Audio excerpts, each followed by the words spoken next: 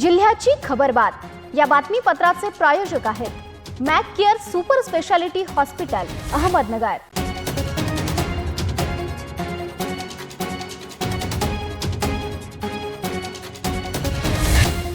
प्रेक्षकांनो नमस्कार, मी निर्जला। न्यूज 24 सह्याद्री मध्ये तुमचं स्वागत। तर पाहूयात अहिल्यानगर जिल्ह्यातील महत्त्वपूर्ण बातम्यांचा आढावा जिल्ह्याची खबरबात मध्ये। कोपरगाव शहरातील पुणतांबा फाटा येथे पायी चालत जाणाऱ्या 75 वर्षीय व्यक्तीला कंटेनरने जोरदार धडक दिल्याची दुर्दैवी घटना रविवारी सायंकाळी 6:30च्या सुमारास घडली आहे। या अपघातात रायभान रघुनाथ टेके यांचा मृत्यू झालाय। प्राथमिक माहितीनुसार मनमाडकडून नगरच्या दिशेने जाणारा कंटेनर क्रमांक UP 78 CT 7957 हा पुणतांबा फाट्याजवळून जात असताना रस्त्याच्या कडेला पायी चालत असलेल्या रायभान टेके यांना धडकला। या धडकेत ते गंभीर जखमी झाले। या घटनेची माहिती मिळताच कोपरगाव शहर पोलीस तात्काळ घटनास्थळी दाखल झाले।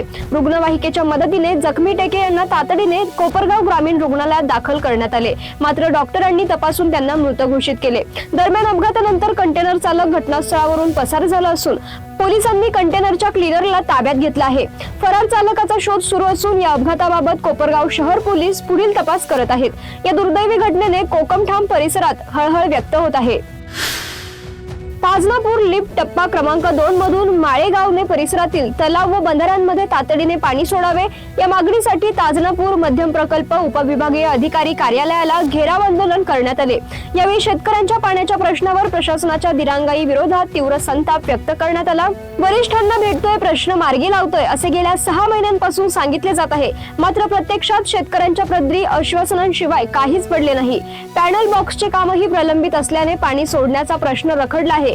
पाण्याची आस लागलेल्या शेतकऱ्यांच्या डोळ्यात प्रतीक्षा आहे, मात्र प्रशासनाच्या दिरंगाईने ही प्रतीक्षा आता संतापात बदलत आहे, अशी भावना ॲडव्होकेट शिवाजीराव काकडे यांनी व्यक्त केली।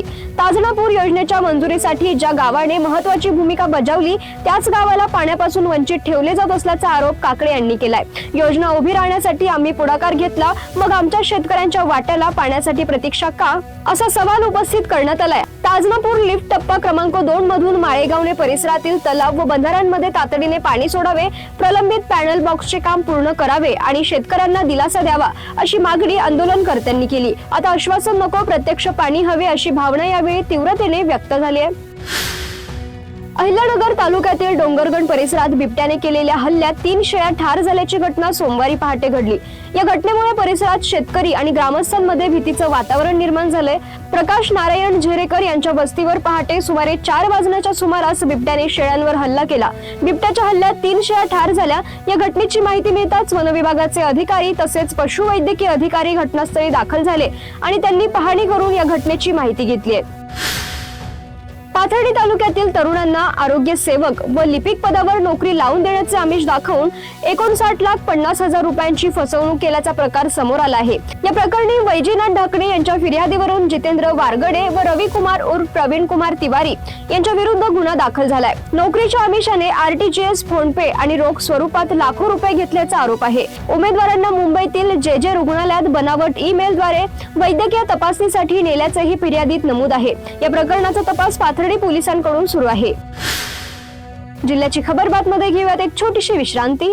रोखोक पत्रकारिता, निर्भीड बाणा आणि कणखर भूमिका, महाराष्ट्राचा सखा, सत्याचा पाठीराखा, शब्दांचं सामर्थ्य, विश्वसनीयतेची उंची, न्यूज 24 सह्याद्री।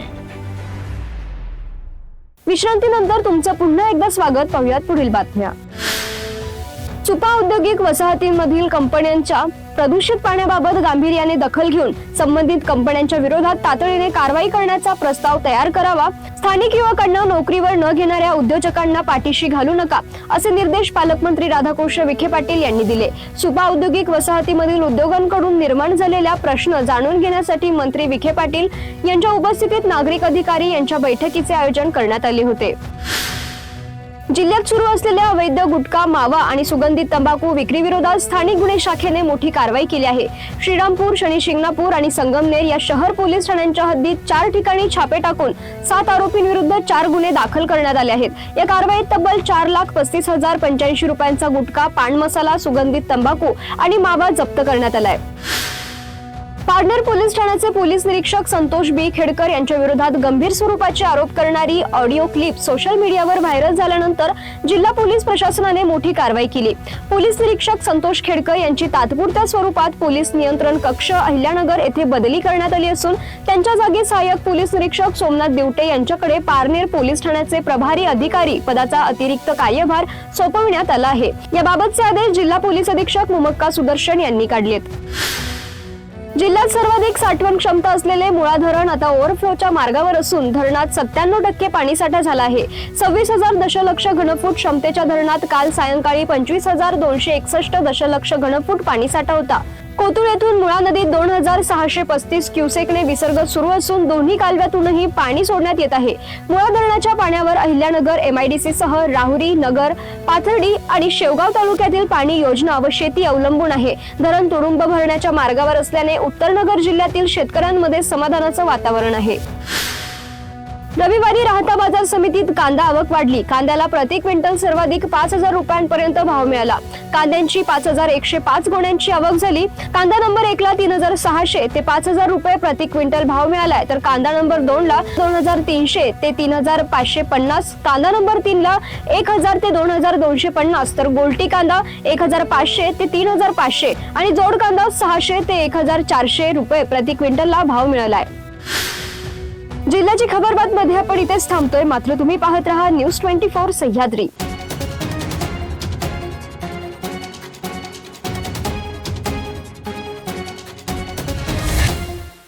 जिल्ह्याची खबरबात या बातमीपत्राचे प्रायोजक होते Mac care super speciality hospital Ahmednagar.